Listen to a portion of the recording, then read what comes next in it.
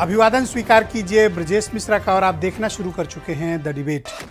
बहनों भाइयों, उत्तर प्रदेश की राजनीति पिछड़े और दलितों पर आ गई है और उत्तर प्रदेश में इन दिनों आप देख रहे होंगे कि 2024 के समीकरणों को साधने के लिए जितनी भी मेन स्ट्रीम की पॉलिटिकल पार्टीज़ हैं सब या तो ओबीसी वोटों की तरफ आकर्षित हो रही हैं और या फिर शेड्यूल्ड कास्ट वोटों की तरफ। तो उत्तर प्रदेश में बिना इन दोनों कम्युनिटी को साथ लिए कोई सत्ता पा ही नहीं सकता और कोई पार्टी राजनीतिक वैतरणी पार ही नहीं कर सकती।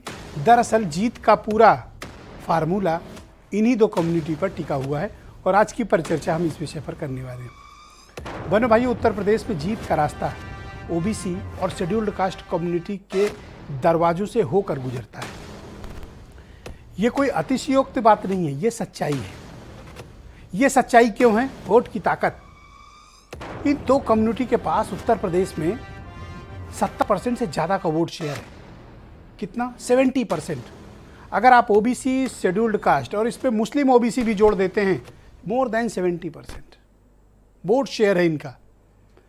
तो जब अगर ये दो कम्युनिटी आपस में हाथ मिला लेते हैं तो क्या दूसरी समाज के लिए, दूसरी कम्युनिटी के लिए या इसके इतर कोई मुद्दा हो सकता है? नहीं हो सकता।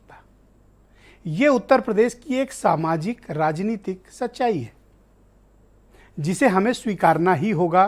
क्यों स्वीकारना होगा? क्योंकि राजनीतिक दल इसी फार्मूले के तहत अपनी सारी राजनीति के केंद्रीय धुरी में इन्हीं दो कम्युनिटी को रखते हैं।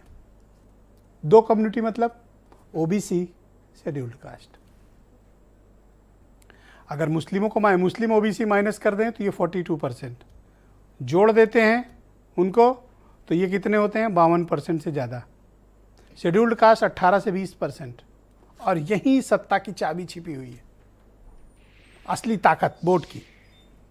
तो जिसने इन दो कम्युनिटी को साध लिया उत्तर प्रदेश में, चाहे वो असेंबली के इलेक्शंस हो और या फिर पार्लियामेंट के, उत्तर प्रदेश में हुकूमत उसी पार्टी की होगी जो ओबीसी और एससी कम्युनिटी को साध लेगा, यानी उन्हें अपनी तरफ आकर्षित कर लेगा। अब आप सोच रहे होंगे तो अभी तो चुनाव है नहीं तो मैं इस बारे में डिबेट क्यों कर रहा हूं? तो उसका कारण बताता हूं। 3 डेवलपमेंट। बीजेपी ने अपना अध्यक्ष किसको चुना? भूपेंद्र चौधरी, जाट, ओबीसी। समाजवादी पार्टी ने अपना अध्यक्ष किसको चुना प्रदेश का? नरेश उत्तम पटेल, कुर्मी, पिछड़ा। कांग्रेस, उसने भी अध्यक्ष चुन लिया। दांव किस पे लगाया? Scheduled caste, Brijlal Khabri. तो 3 मेन, और बसपा में ऑलरेडी शेड्यूल्ड कास्ट कम्युनिटी से, राजभर कम्युनिटी, ओबीसी कम्युनिटी से। तो अब देखिए, चारों पॉलिटिकल पार्टीज के पास प्रेसिडेंशियलशिप किसके पास है? इधर वो तो ओबीसी कम्युनिटी के पास और या फिर शेड्यूल्ड कास्ट के पास। अब आप समझिए। तो जो लोग भी अपर कास्ट पॉलिटिक्स और तमाम बातें कहते हैं, दरअसल आपकी बातें सिर्फ बातों तक सीमित है। और राजनीति में बहनों भाइयों, उपयोगिता सबसे बड़ी चीज होती है। जिसकी जितनी उपयोगिता है उसकी उतनी ताकत है। कांशी राम जी कहते थे, जिसकी जितनी हिस्सेदारी उसकी उतनी भागीदारी। क्या नायाब फार्मूला लाए थे कांशी राम जी। आज कितना प्रासंगिक है। क्यों? क्योंकि इस कम्युनिटी ने अपनी उपयोगिता राजनीतिक रूप से बरकरार रखी है। इसलिए आज सारी पॉलिटिकल पार्टी इनके यहां सजदा कर रहे हैं, पैरों पे लेटे हुए हैं। क्यों लेटे हुए हैं? वोट चाहिए। चुनाव भले ही दूर हो, लेकिन आप देखिए कि इक्वेशंस फिट करने का सिलसिला निर्बाध गति से जारी है। तो वैसे ओबीसी कम्युनिटी है किसके साथ? यूपी की राजनीति को आप 2017 के पैटर्न से फॉलो करना शुरू करिए। 2017 असेंबली इलेक्शन पैटर्न बिल्कुल डिफरेंट। 2019 सपा बसपा साथ आते हैं, voting pattern different. 2022 voting pattern बिल्कुल डिफरेंट।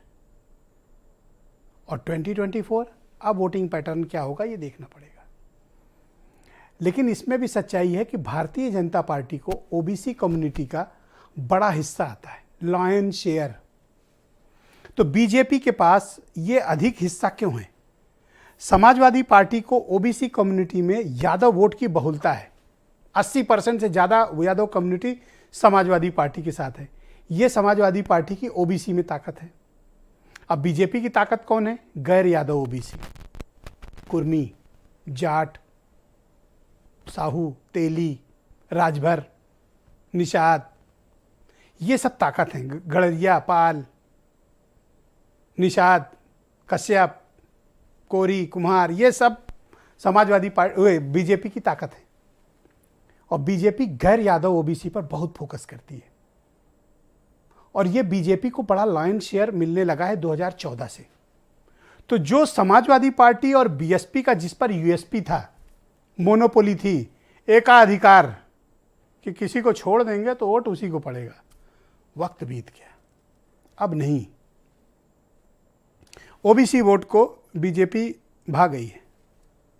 इसलिए ओबीसी कम्युनिटी का एक बड़ा लॉयन शेयर 2014 से बीजेपी को वोट करता है और 10 साल हो गए हैं उसको बीजेपी को वोट देने की लग गई आदत। अब सपा बसपा या दूसरी पार्टी इस आदत को छुड़ा नहीं पा रही। अभी रिसेंटली इलेक्शन में भी आप देख लीजिए, गैर यादव ओबीसी वोट और एससी वोट में जबरदस्त बंटवारा किया बीजेपी ने और बड़ा हिस्सा अपने पास रखा। लेकिन चूंकि आमने सामने की फाइट थी, BJP alliance between Samajwadi alliance, लिहाजा वोट बिखरे तो गए यहीं पे। और 2014 से शेड्यूल्ड कास्ट कम्युनिटी को भी एक चस्का लगा है। किसका? बीजेपी का। कभी बहुजन समाज पार्टी का एकाधिकार था, छू नहीं सकते थे आप एक वोट उनका, हलो करने के लिए वोट नहीं मिलता था। पर अब वक्त बदल गया है। 10 साल गंगा, गोमती और यमुना में बहुत पानी बह गया। शेड्यूल्ड कास्ट कम्युनिटी का वोटिंग पैटर्न भी बदल गया। तो कभी 29% तक पहुंची हुई बसपा आज कितने परसेंट पर खड़ी है? 12.5%, 12.5%। 24 में क्या होगा? सबकी चिंता यही है। और केंद्रीय धुरी कौन है? ओबीसी और एससी। तो जो इस फार्मूले को क्रैक कर लेगा, यूपी की 80 सीट पे कब्जा उसका। बीजेपी ने फार्मूला क्रैक किया है पार्शियली। समाजवादी पार्टी को भी समझ में आ गया और मायावती को भी समझ में आ गया। इसीलिए 9 अक्टूबर से कांसी राम जी के लिए एक चेतना यात्रा निकलवा रही हैं। घूम घूम के पूरे उत्तर प्रदेश में बताएंगी कि कांसी राम जी ने क्या किया था। यानी दलितों को वापस कांसी राम जी की प्राइड से जोड़ने की कोशिश कामयाब होगी। हो भी सकती है, नहीं भी हो सकती है।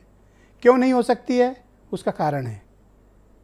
कारण क्या है कि भारतीय जनता पार्टी ने शेड्यूल्ड कास्ट कम्युनिटी के भीतर अपनी पकड़ को इतनी मजबूत कर लिया है कि वो कम्युनिटी समाजवादी पार्टी की तरफ तो मुंह कम करती है, बीएसपी को फाइट में नहीं मानती।